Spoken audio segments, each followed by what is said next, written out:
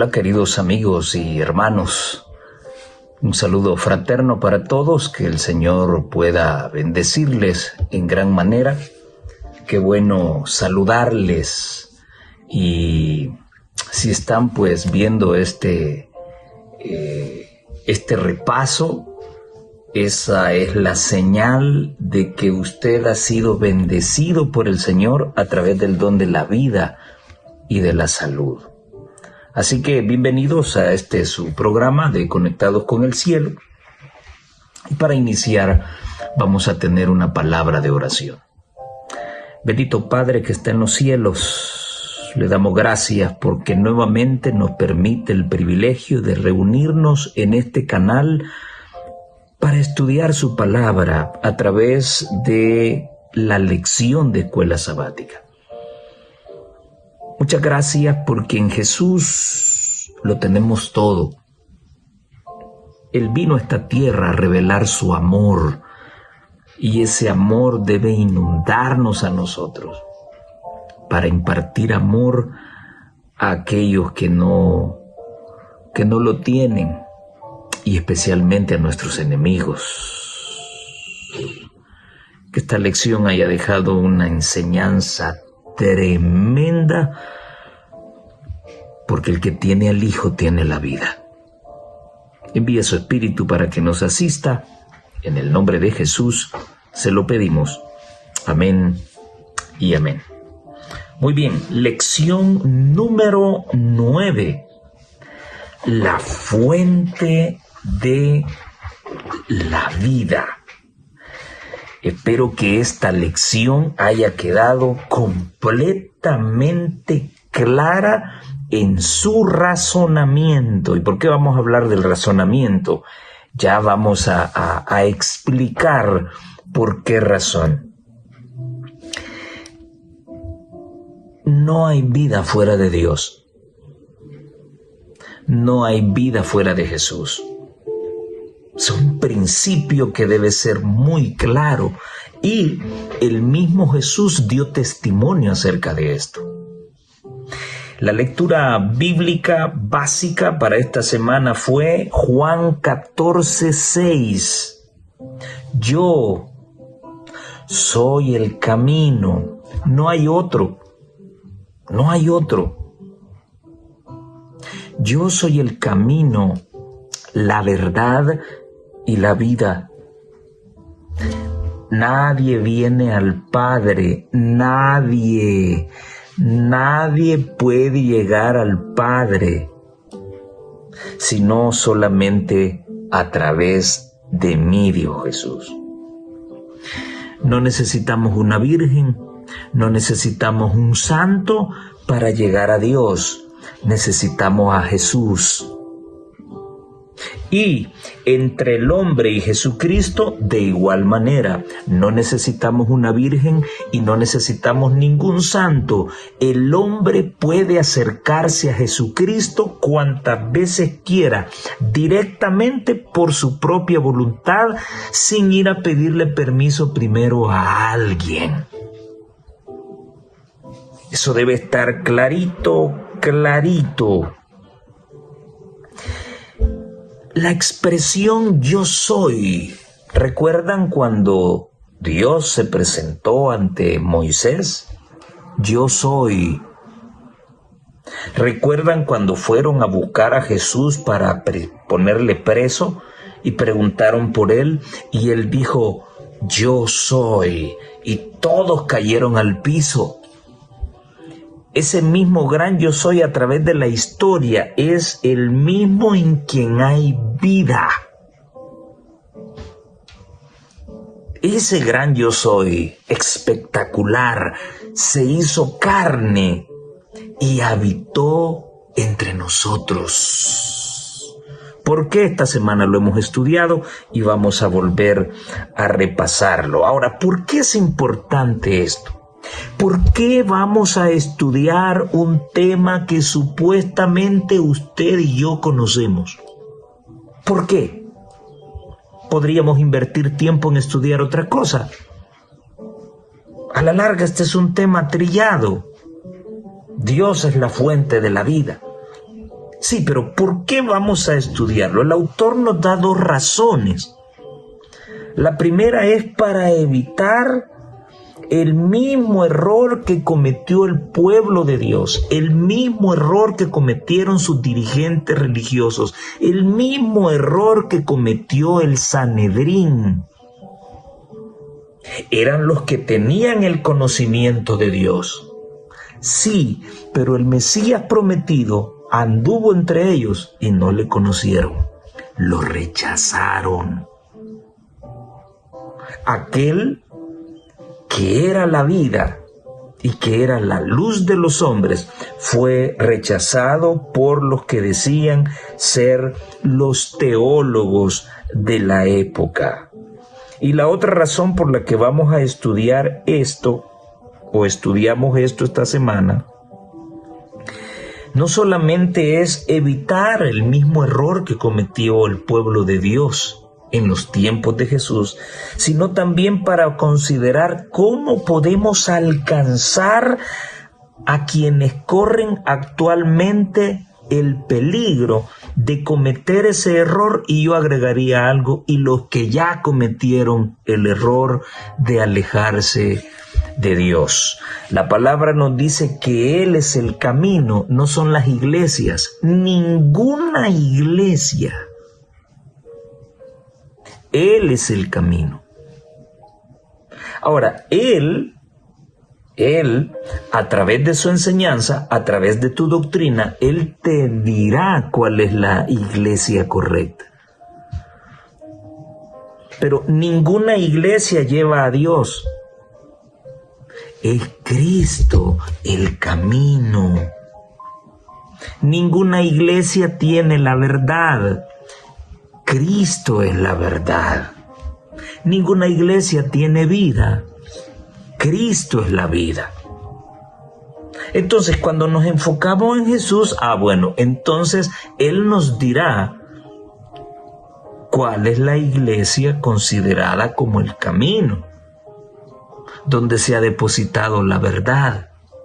Y en esa verdad va la vida de Él, o sea, la iglesia que realmente predica a Jesucristo y su mensaje.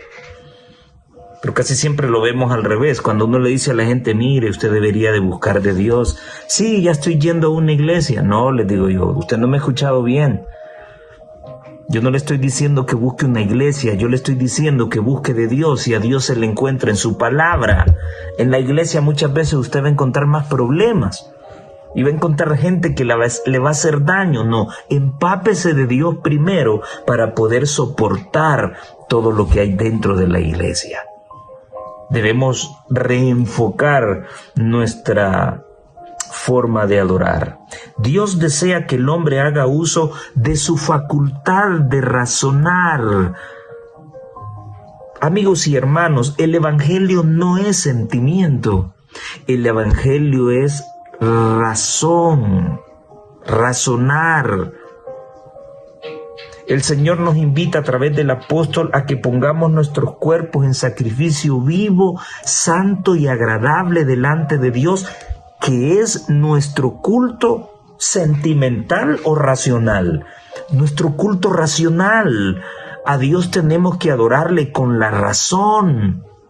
Porque cuando no le adoro con la razón, comienzo a cometer tonterías.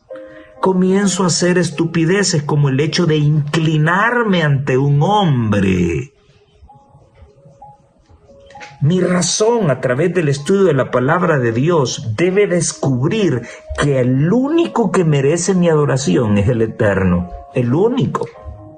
Es al único al que voy a adorar, es al único ante quien voy a postrarme.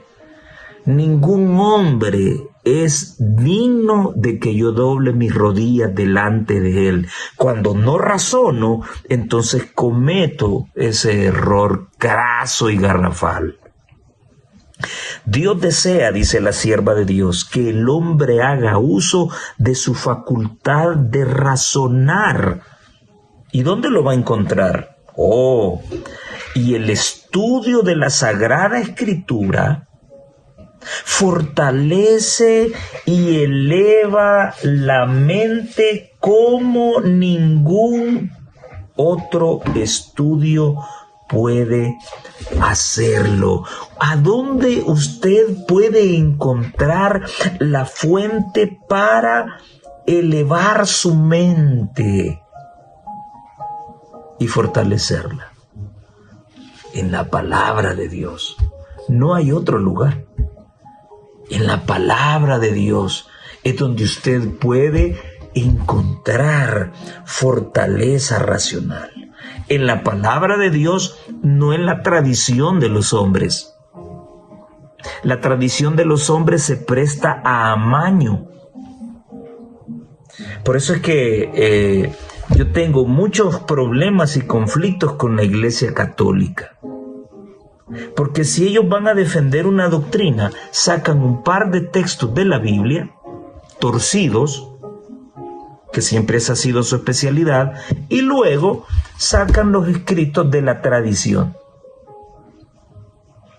Por eso es que los libros deuterocanónicos no son aceptados por las Sociedades Bíblicas Unidas, no son aceptados por todos los que somos protestantes, porque son libros que defienden la doctrina católica. Entonces, el estudio solo de la palabra de Dios fortalece mi mente. Con todo, debemos cuidarnos de no deidificar la razón tampoco, que está sujeta a las debilidades y flaquezas de la humanidad. Si no queremos que las Sagradas Escrituras estén veladas para nuestro entendimiento, de modo que no podamos comprender ni las verdades más simples, debemos tener la sencillez y la fe de un niño. Estar dispuestos a aprender e implorar la ayuda del Espíritu Santo, el conocimiento del poder y la sabiduría de Dios y la conciencia de nuestra incapacidad para comprender su grandeza deben inspirarnos humildad, y hemos de abrir su palabra con santo temor, como si compareciéramos ante Él. Cuando nos acercamos a la Escritura, nuestra razón debe reconocer una autoridad superior a ella misma, y el corazón y la inteligencia deben postrarse ante el gran yo soy. ¡Qué cita más poderosa! Debo estudiar a Dios con la razón, debo amar a Dios con la razón, porque es mi razón la que domina todo mi ser, pero debo cuidarme de no deidificar la razón. Yo debo acercarme al libro de Dios, debo acercarme con humildad. No debo acercarme reconociendo que soy un docto, que soy un iluminado, que soy un entendido. Debo acercarme a la palabra de Dios como un ignorante, reconociendo que a pesar de los títulos académicos que puedo tener, reconociendo que aunque pueda conocer mucha filosofía, reconociendo que aunque puedas tener gran razonamiento, hay alguien superior a mí que es la fuente de todo entendimiento. Hay muchas cosas aparentemente difíciles u oscuras que Dios hará claras y sencillas para los que con esa humildad procuren entenderlas. Mas sin la dirección del Espíritu Santo estaremos continuamente expuestos a torcer las Sagradas Escrituras o a interpretarlas mal. Esto está en la página 110 de un libro fabuloso, El Camino a Cristo. Mucha gente erróneamente señala a Elena de White y la acusa de poner sus escritos arriba de la palabra de Dios. Te pregunto a ti, ¿qué es lo que ella está recomendando para que mi razón pueda tener conocimiento pleno de Dios? Ella está considerando el estudio de la palabra de Dios, no el estudio de sus escritos. En ningún momento he leído que ella está recomendando sus escritos.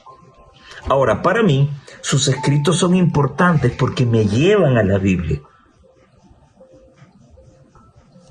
Si hay un libro o si hay libros fuera del canon bíblico que no te llevan a la verdad bíblica, debes desconfiar de esos escritos. Pero un libro que te lleva a la palabra de Dios, conociendo la verdad en su contexto real, entonces son libros que valen la pena. Por eso es que los libros de la sierva de Dios valen la pena, porque ellos conducen a la palabra de Dios. Vean qué bonito lo que dice: no hay que deedificar la razón. Debo ser humilde y acercarme a la palabra de Dios con corazón humilde y sincero e implorar la bendición del Espíritu Santo para que Él pueda abrir mi entendimiento y pueda comprender la verdad. Ahora, antes de iniciar el estudio, nos pusimos en las manos de Dios e imploramos el poder de su Espíritu para conducirnos. ¿Por qué se hace eso? La Biblia no se abre como un libro de texto de matemática o de ciencia. No se abre como que fuera el periódico o una revista secular. La palabra de Dios debe estudiarse con oración, implorando la dirección del Espíritu Santo, para comprender esas verdades tan simples que para los doctos son verdades consideradas como fábulas. Y aquí hay un principio poderoso. En el principio era el Verbo, y el Verbo estaba con Dios, dice Juan 1:1, y el Verbo era Dios. El versículo 4 dice de que en ese Verbo que representa a Jesús estaba la vida. Y esa vida del Verbo era la luz de los hombres. La lección esta semana quiso recordarnos por qué vino Jesús a esta tierra. ¿Por qué si había sol y había luz? ¿Por qué vino a esta tierra a darnos vida? ¿Por qué? ¿Acaso el sol no fue considerado por las civilizaciones antiguas como el centro de la vida? ¿No era suficiente eso? Dios envió a su Hijo y a través de su palabra entendemos de que Él es el principio de la vida, no es el sol. Juan 1:29 nos dice que Cristo vino a esta tierra para quitar el pecado del mundo, constituyéndose el Cordero de Dios. Juan 3:16 nos dice que Él vino para que tengamos vida eterna, de tal manera que todos los que crean en Él no se puedan perder. Juan 6:40 nos recuerda de que si tú crees en el Hijo, tendrás vida eterna y Él te resucitará en el día postrero. ¿Cómo es eso? Hoy en día apologetas católicos están tomando Juan 11:25 como el texto clave para demostrar que María está viva. ¿Recuerdan el evento de Lázaro? Donde Marta le dice a Jesús: Señor, si tú hubieses estado aquí, Lázaro no hubiera muerto. Sí, no te preocupes, le dice Jesús, Él resucitará. Sí, le dice Marta, va a resucitar, pero en el día postrero. No te preocupes. Claro que es cierto lo que estás diciendo, pero yo te lo voy a resucitar hoy, porque yo soy la resurrección y la vida. El que cree en mí, aunque esté muerto, vivirá. Allí está la muestra de que la Santísima Virgen está en el cielo porque ella creía en su Hijo. Jesús está diciendo eso, que si tú crees en Él, nunca te vas a morir. Momento. Aquí hay algo interesante en Juan 6:40. Y esta es la voluntad del que me ha enviado, que todo aquel que ve al Hijo y cree en Él, tenga vida eterna. Y yo le resucitaré en el día postrero. ¿Cómo es eso? ¿El que cree en el Hijo acaso no va a morir, pues? Sí, pero ¿no va a morir de qué? No va a morir de la muerte segunda.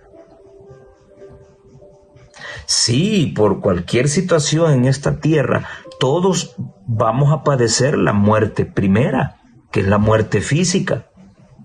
Pero si tú creíste en el Hijo, si tú confiaste en su palabra y en sus promesas, la segunda muerte no te va a hacer daño. Morirás abrazando la bendita esperanza de haber creído en el Hijo de Dios, y Él cumplirá su promesa. Cuando vuelva por segunda vez, Él te va a resucitar. Y esta es la experiencia de María. María está en su tumba, esperando el retorno de Jesús, porque ella murió confiando en el Hijo. Por lo tanto, sufrió la muerte primera, la muerte física, pero la segunda muerte no hará mella en ella, sino que el Señor la resucitará como te resucitará a ti y a mí si confiamos en Él, así como ella confió. ¿Notas esto? Cree en el Hijo y tendrás vida eterna, y Él te resucitará. O sea que voy a morir físicamente, pero si creo en el Hijo, voy a ser resucitado. Eso es lo que está diciendo la palabra. No está diciendo que el que cree en Jesús no va a morir nunca. Entonces te pregunto a ti, vivo católico, ¿y todos esos santitos que el Papa ha beatificado y están en el cielo, por qué se murieron y no creían en el Hijo? No tuvieron que haber muerto. ¿Por qué no tuvieron vida así como María, como lo quieren plantear? Todos tenemos que morir en esta tierra, porque el pecado provocó eso en nosotros. Esa es la muestra de que todos somos pecadores, de que un día morimos. María murió también. No solo los santos mueren, no, también los pecadores morimos. ¿Por qué? Porque la muerte entró por el pecado. Pero para eso vino Cristo, que es la vida, para darnos vida eterna. Y si morimos físicamente, Él tendrá el poder de resucitarnos.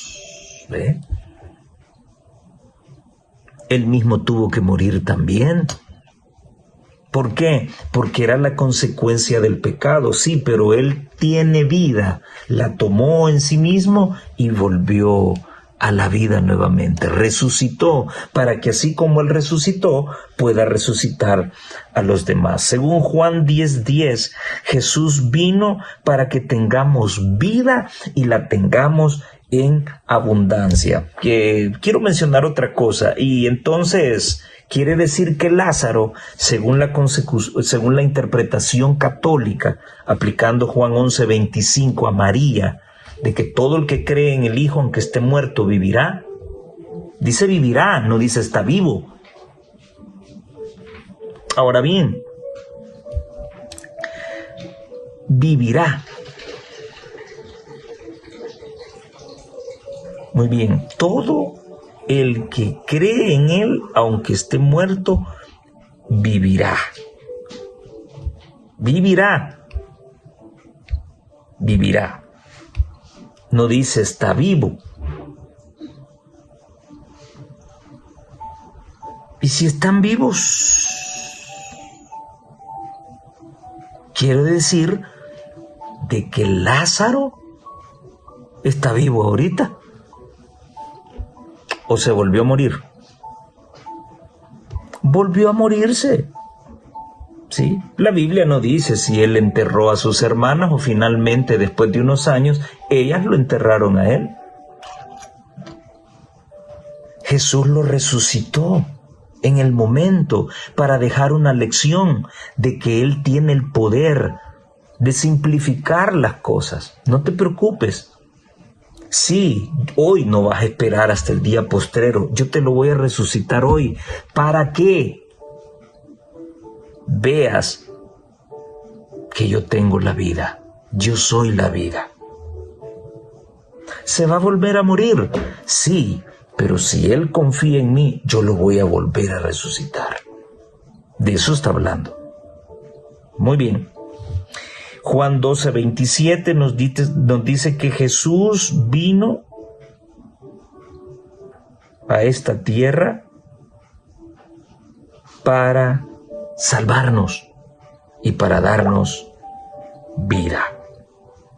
Juan 3:14-15 dice: como Moisés levantó la serpiente en el desierto, así es necesario que el Hijo del Hombre sea levantado, para que todo el que crea en él no se pierda, sino que tenga vida eterna. Otra preguntita, amigo católico. ¿Cuál es la enseñanza en Juan 3:14-15? ¿Hay alguna autorización aquí para hacer imágenes y reconocer que esas imágenes tienen poder para hacer milagros? ¿Esa fue la enseñanza? ¿O la enseñanza fue de qué? Así como esa serpiente sustituyó, voy a leer lo que dice el autor, así como la serpiente de bronce tomó el lugar de los israelitas que habían sido mordidos por serpientes, de igual manera Jesús tomó nuestro lugar. Esa era la enseñanza. Está haciendo una parodia con lo que ocurrió en aquel tiempo con el pueblo de Israel. Fueron mordidos por serpientes, pero cuando vieron la serpiente que Dios le ordenó a Moisés que levantara, todos los que miraban a la serpiente vivían. De igual manera, así Cristo sería levantado y todos los que creyeran en Él vivirían. Ahora, hay una enorme diferencia, pero enorme, abismal diferencia, en lo siguiente. Una cosa es que Dios ordene hacer una estatua, y otra cosa es que yo no reciba esa orden, sin embargo, me la invente tomando en consideración lo que Dios hizo en el pasado. Son dos cosas muy diferentes. Y entonces vienen los católicos y dicen, bueno, pero el protestante dice que no se pueden usar imágenes. Y entonces, ¿y la serpiente en el desierto? Y luego sacan el arca que tenía los ángeles. Y luego sacan los ángeles que estaban en la cortina que dividía el lugar santo del Santísimo. Momento. Una cosa es que Dios ordene hacer una imagen y otra cosa es que yo me invente eso. Son dos cosas muy diferentes. Ahora, en ningún momento en el ritual hebreo la gente adoraba a los ángeles que estaban en el arca, o la gente se inclinaba o adoraba a los ángeles que estaban impresos en las cortinas. Y más adelante hay un texto en donde, la gente seguía adorando esa serpiente, pero se ordenó eliminarla. Dios no tiene representantes en ninguna imagen, porque solamente Él es Dios. Punto. El amor de Dios fue el tema de Cristo cuando hablaba de su misión y de su obra. Por eso me ama el Padre, porque yo pongo mi vida para volver a tomarla. Cita ella Juan 10:17. Mi Padre te ama a ti con un amor tan ilimitado, pero me ama a mí más porque he dado mi vida para redimirte. Te ama y me ama a mí más porque te amo y doy mi vida por ti. Bien entendieron los discípulos ese amor cuando vieron a su Salvador que sufría vergüenza, reproches, desconfianzas y traición cuando vieron su muerte en la cruz del Calvario. Este es un amor cuya profundidad nadie puede sondear. A medida que los discípulos lo comprendieron, a medida que su perfección se aferró de la compasión divina, comprendieron que hay un sentido en el cual los sufrimientos del Hijo fueron los sufrimientos del Padre. Página 69 de A fin de conocerle. Y luego ella dice: cuando la voz del poderoso ángel fue oído junto a la tumba de Cristo diciendo: tu Padre te llama, el Salvador salió de la tumba por la vida que había en él. Quedó probada la verdad de sus palabras: yo pongo mi vida para volverla a tomar. Tengo poder para tomarla, para ponerla, y tengo poder para volverla a tomar. Entonces se cumplió la profecía que había hecho a los sacerdotes y príncipes: destruid este templo y en 3 días lo levantaré. Y ella cita Juan 10:17 y 18 y Juan 2:19. Esto está en El deseo de todas las gentes, la página 729. Solo en Jesús hay vida. Ahora quisiera recordar otra enseñanza que los católicos confunden con referencia al pan, registrado esto en Juan 6. Y por esta situación, vean ustedes que por esta situación mucha gente se apartó de Jesús. Acababa de alimentar a los 5,000 y ahora Jesús viene y les dice: bueno, si quieren tener vida tienen que comer mi carne y beber mi sangre. Estos se quedaron viendo. ¿Qué cosa está diciendo este? ¿Quiere que nos los comamos? Jesús estaba hablando de que Él pondría su cuerpo y su sangre. O sea, hay que aceptar a Jesús, no hay que comérselo realmente, literalmente. Lamentablemente el católico ha sido engañado, acreditándole a una galleta el poder de Jesús. Dentro de sus estatutos dicen de que el sacerdote aún tiene mucho más poder que la Virgen María cuando alza la galletita. El sacerdote le está ordenando a Jesús de que entre a la galleta para ser sacrificado nuevamente. Tengo un problema con eso. El sacrificio de Cristo fue realizado una vez y para siempre, dice el libro de Hebreos. Y por otro lado, ningún ser humano tiene el poder para obligar, para ordenar a Jesús que se meta allí, porque literalmente se lo van a comer. Esa no es enseñanza bíblica, esa es una mala interpretación del clero católico porque no han pedido la dirección del Espíritu Santo para entender la gran verdad. Cristo estaba hablando de recibirle. Tomémoslo literal como lo toma un católico. Si yo me como a Cristo, si yo voy a una misa y me como a Jesús en la hostia, después de la misa, voy a volver a tener hambre.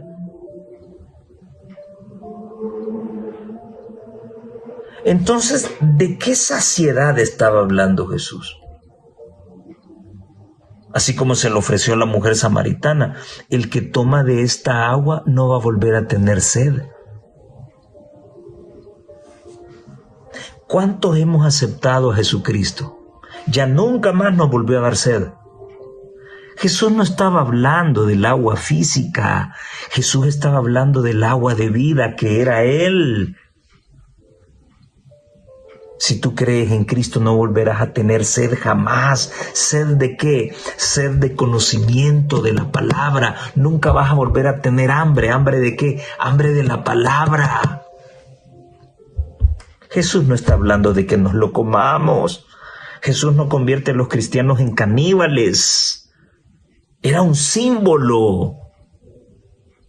Y la muestra es eso. Tú te puedes comer las hostias que quieras, pero te va a volver a dar hambre. Porque Jesús no está hablando de un pan físico, está hablando de un pan espiritual que sacia, que llena el alma y todo el ser. Pero alimentarnos siempre vamos a necesitar. Él solo ayunó 40 días, pero después volvió nuevamente a tomar sus alimentos. Hay una enorme diferencia entre el pan físico y el pan espiritual. Pero para entender su significado, él hizo una comparación con él. Así como sacia el pan físico, él sacia el alma y el espíritu. Esa es la enseñanza. Pero bien, ¿cómo recibimos nosotros al Señor? Aceptándolo, no comiéndolo. Después de esto que dijo Jesús, bueno, tengo un estudio solo sobre Juan 6, muchos comenzaron a retirarse y a irse. Y entonces el Señor les dice, bueno, ¿y ustedes se van a ir también? Cuando tantos de los seguidores de Cristo lo dejaron, y el Salvador le preguntó a los 12, dice la mensajera de Dios, ¿queréis acaso iros vosotros también? Simón Pedro contestó, Señor, ¿a quién iremos?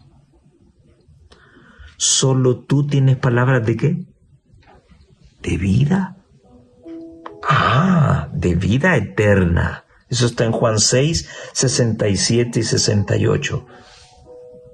Lejos de Jesús no hay vida, porque Él es la vida. ¿Y cómo lo obtenemos? Recibiéndolo. Y al recibirlo le hemos comido espiritualmente.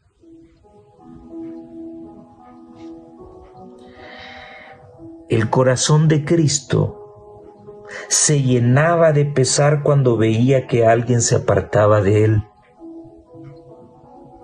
porque sabía que la fe en su nombre y su misión es la única esperanza del hombre. El alejamiento de sus seguidores era una humillación para Él. Oh, cuán poco saben los seres humanos del pesar que llenaba el corazón de amor infinito cuando tales cosas ocurrían. Esto está escrito en Cada Día con Dios, página 187. ¿Cuánto se entristece Cristo cuando alguien se va de su lado? Y la tristeza de Jesús es consecuencia de la ignorancia humana. El que se retira de Dios queda sin protección y sin esperanza. ¿Por qué? Porque solo Él es la vida.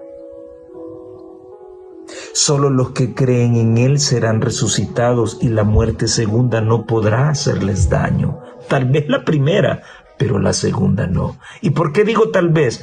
Porque los que tengan el privilegio de ver a Jesús venir por segunda vez están representados en la vida de Elías. que no vio muerte y fue traspuesto al reino de los cielos.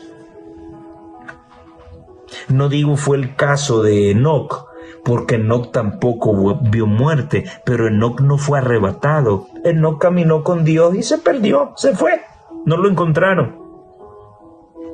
No, la Biblia compara la experiencia del cristiano en la segunda venida de Cristo, cuando los que logren ver a Jesús, estar vivos cuando Él venga y sean arrebatados. Es lo mismo que ocurrió con Elías. Él vio venir el torbellino y ser llevado para el reino de Dios sin ver la muerte. Y el caso de Moisés representa a aquellos que murieron, pero que resucitaron por el poder de Dios. ¿Ve? No significa de que Moisés, como lo pintan los católicos, los apologetas católicos, ese Moisés que se transfiguró con Cristo apareció allí muerto. Era un muerto que estaba... No. El libro de Judas dice de que Satanás estaba allí peleando con Cristo el cuerpo de Moisés. Jehová te reprenda, le dijo el Señor. Jesús resucitó a Moisés, por eso apareció allí en la transfiguración.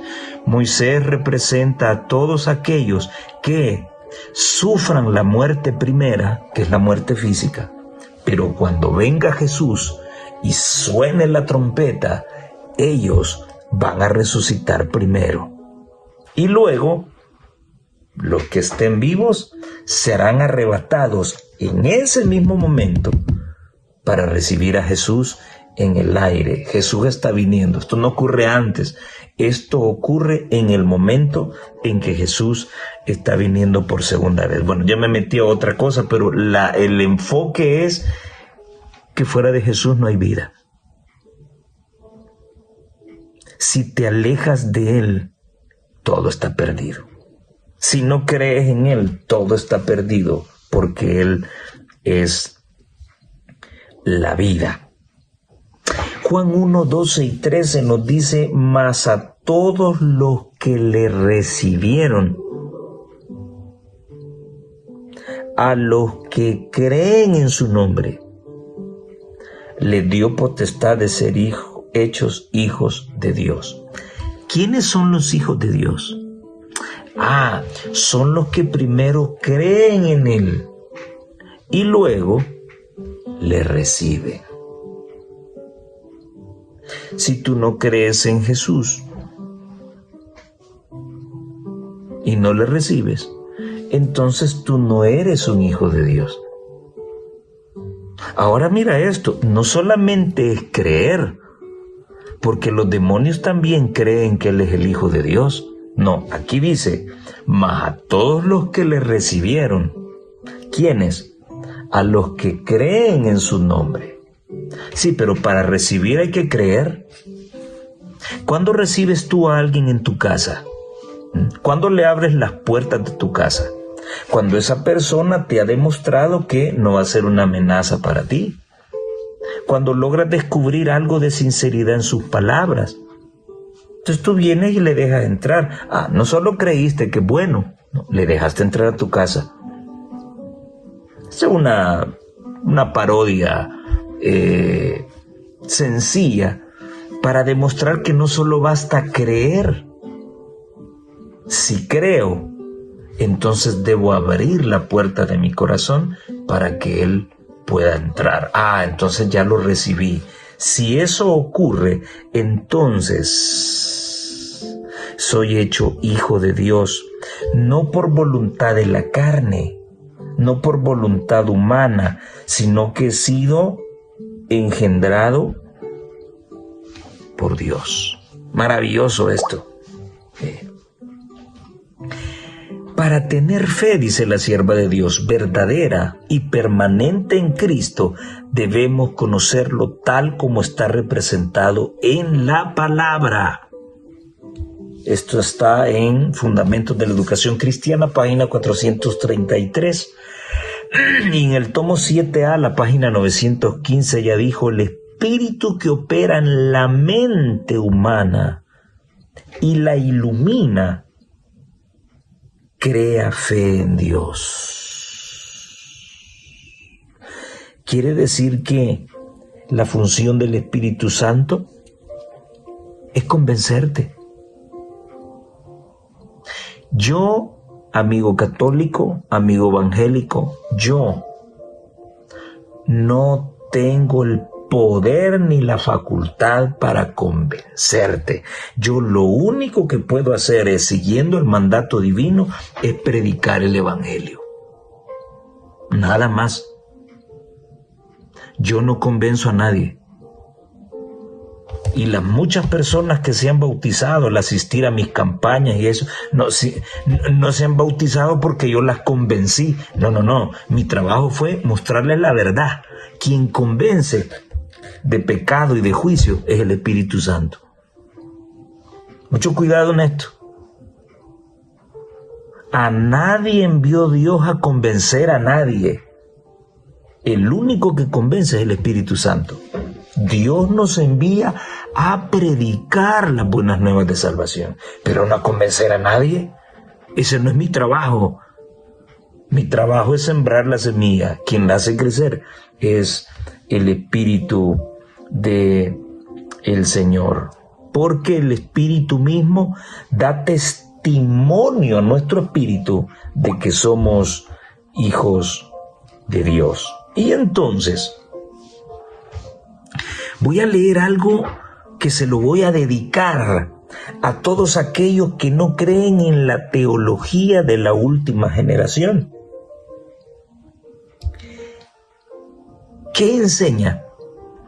Que sí se puede vencer el pecado en esta tierra y que antes de que Cristo venga habrá un grupo de personas que son los 144,000 que estarán sin pecado esperando al Señor venir por segunda vez. Muy bien, esto está en la página 244 del matinal Maranata, El Señor Viene. La vieja naturaleza, nacida de sangre y de la voluntad de la carne, no puede heredar el reino de Dios. Debe renunciarse a los viejos caminos. ¿Y qué es renunciar al viejo camino? Dejar el pecado, dejar de pecar. ¿Cuándo voy a renunciar a los viejos caminos? Hasta que Cristo venga, como lo menciona uno de nuestros pastores. Hasta que Cristo venga, entonces yo voy a poder renunciar al pecado. No. Debe renunciarse a los viejos caminos. Debe renunciarse a las tendencias hereditarias, los antiguos hábitos, pues la gracia no se hereda. Oiga usted eso, la gracia no se hereda. El nuevo nacimiento, ¿qué significa nacer de nuevo? Por eso, hermanos, yo siempre he dicho, si nos bautizamos hace años, nacimos de nuevo. Pero si hasta el día de hoy seguimos pecando, entonces en algún momento dejamos de ser nacidos de Dios. Porque el que es nacido de Dios, dice el mismo Juan, pero en las epístolas, el que es nacido de Dios no peca, porque Cristo está en él. Muy bien. El nuevo nacimiento, dice la sierva de Dios, consiste en tener nuevos motivos, nuevos gustos, nuevas tendencias, ya no pecaminosas. Los que han sido engendrados por el Espíritu Santo para vivir una vida nueva. Yo no puedo hablar de vida nueva si siendo cristiano estoy cometiendo los mismos errores y pecados que cometía supuestamente en mi vida antigua. Entonces no he entrado a la vida nueva. porque no he dejado la vida antigua.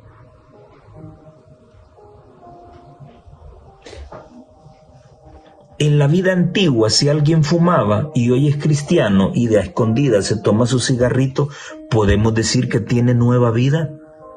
¿Podemos decir que es nacido de Dios? Una persona que en su vida antigua era alcohólica, ahora se bautiza, va todos los días de culto a la iglesia, sí, pero a escondidas echa sus traguitos. ¿Esa persona es un nacido de Dios? No. ¿Ha entrado a una nueva vida? No, sigue haciendo lo mismo del pasado. Porque el que es nacido de Dios no peca, no comete pecado. Y no puede pecar, dice el apóstol.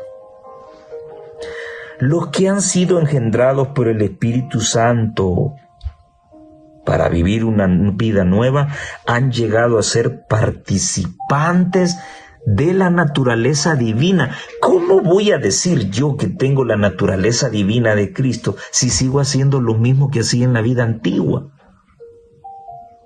Esa amalgama, esa combinación entre vida antigua y vida nueva, eso no lo hemos inventado nosotros los humanos. Pero si tú quieres ser un nacido de Dios, debes renunciar a tus viejos caminos, tus viejas tendencias hereditarias y a tus antiguos hábitos. Los que han sido engendrados por el Espíritu Santo para vivir una vida nueva han llegado a ser participantes de la naturaleza divina. Y en todos sus hábitos, no dicen algunos, en todos sus hábitos y prácticas demostrarán su relación con Cristo. Cuando los hombres que pretenden ser cristianos retienen todos sus defectos naturales de carácter y de genio, ¿en qué se diferencia su actitud de la de los mundanos? O en otras palabras, ¿en qué se diferencia su actitud de los pecadores? Si él sigue conservando sus antiguas tendencias pecaminosas. Podemos hablar de tendencias que no son pecaminosas. ¿Sí? Tomarme una gaseosa. Eso no es pecado, no es una tendencia pecaminosa. ¿Ah, sí? ¿Qué provoca una gaseosa en tu organismo? ¿Acaso no te destruye? Oh, entonces está vinculada con el pecado. Si tú conservas tus tendencias pecaminosas, no existen las tendencias no pecaminosas. Existe la tendencia al mal, a robar, al homosexualismo, a la prostitución, al alcoholismo, a las drogas, al asesinato. Yo no conozco tendencias que sean buenas.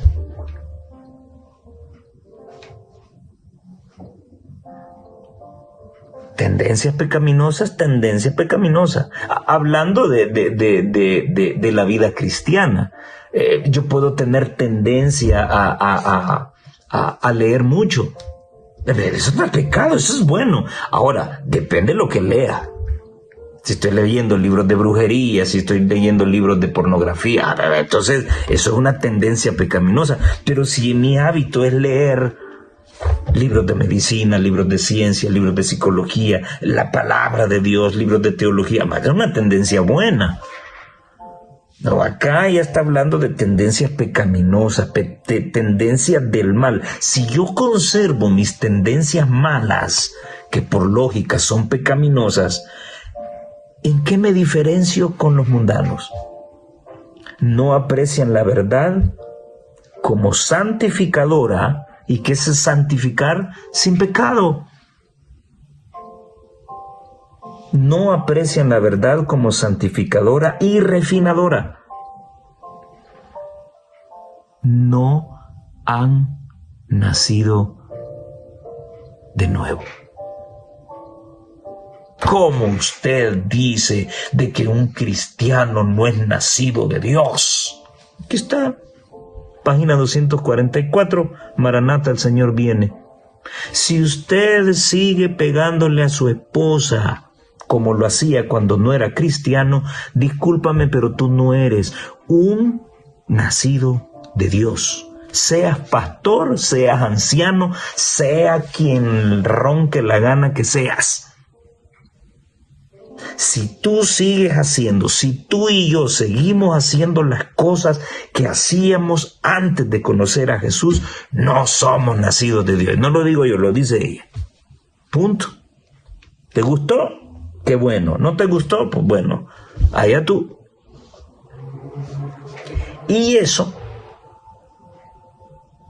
de hacer esa amalgama, sigo con mis viejas tendencias, sigo con mis mismas costumbres, pero no quiero aceptar a Dios.